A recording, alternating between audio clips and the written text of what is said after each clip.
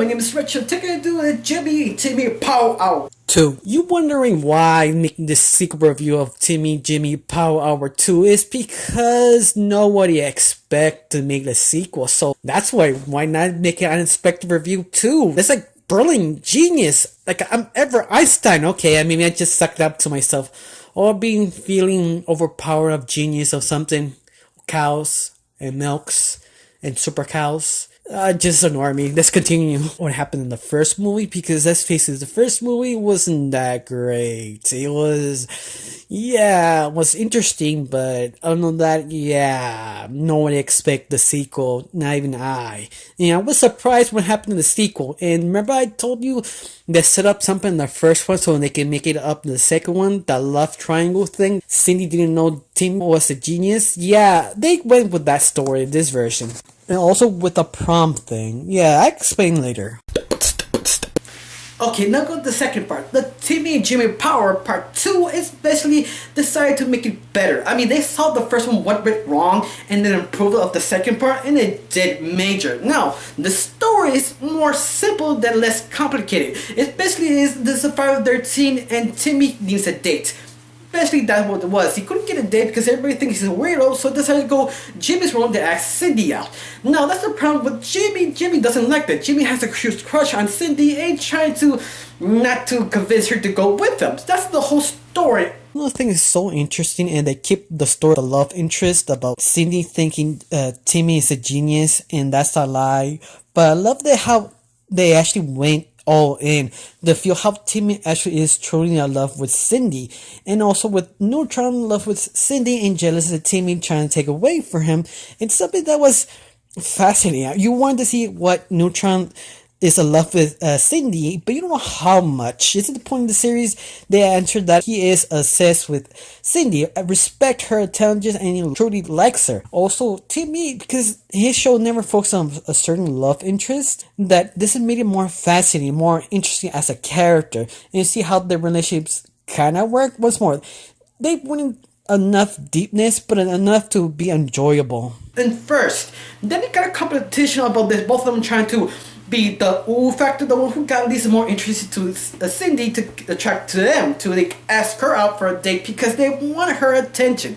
Now, this comes as a different story because this comes a new villain, Professor Calamitous. Professor Calamitous, who saw the power of Timmy using this magic people. You think he's especially AI? And of course, this is a scientist, doesn't believe in magic, it makes sense.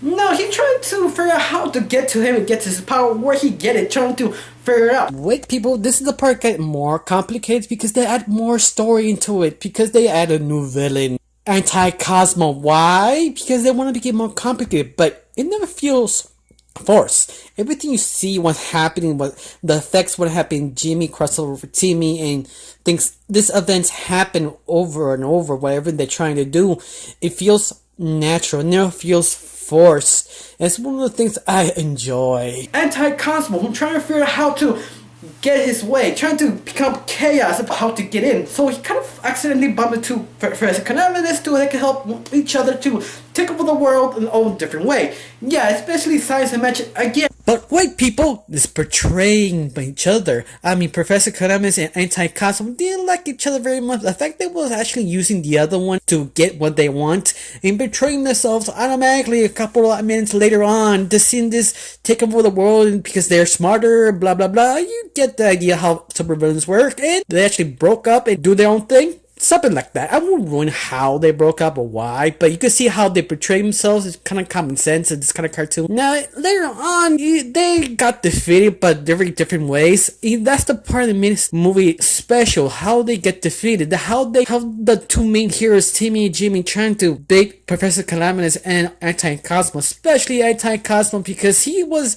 let's face it, more powerful because he is twisted and evil.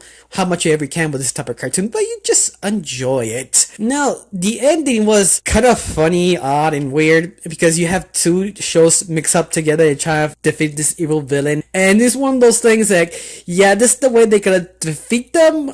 Okay, I just go with it. Yeah, the ending it's not forced, but it's something kind of feels what maybe Fairy Odd Parents would do, or even not even Jimmy. It feels something like this kind of left turn about the rules. And once more, I don't know. I enjoy it. I can't put my finger at it. I do enjoy it, but the end is something that is up to you if you like it or not.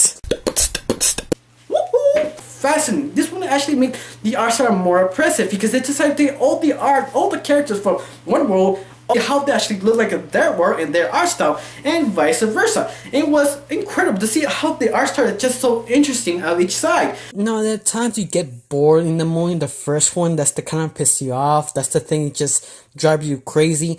And also the characters was so unlikable that you kind of wish the movie was done better. And that's why you have the second one. The second one improves everything you wanted to it. You like everything. You just enjoy it. I'm just so satisfied of the sequel because they give you everything you wanted and improve what they made mistakes on. How to express it more. I'm just so glad this sequel was way better. In fact, they made it more complicated. It had so many issues going on with this movie. I mean, it's not bad issues. It has a lot of stories hitting left and right, but everything falls right. Everything falls in the part where it's supposed to be. All the characters, the story makes sense, and you actually enjoy what's going on. Not like the first one, you got pissed off because it wasn't entertaining. It was kind of boring in times because the characters were selfish. Before I forget, I have to give this a very decent rating. I have to give it at least 8 out of 10 because of the ending. It's weird. I didn't know how they actually figured out how to end the series. Decided to make it weird how they end everything. It's just the ending. Honestly, it's just the ending. I have to give that a certain rating because of the end. Well, I got nothing else to say, so it's just this. Have a wonderful day. Don't forget to subscribe and bye.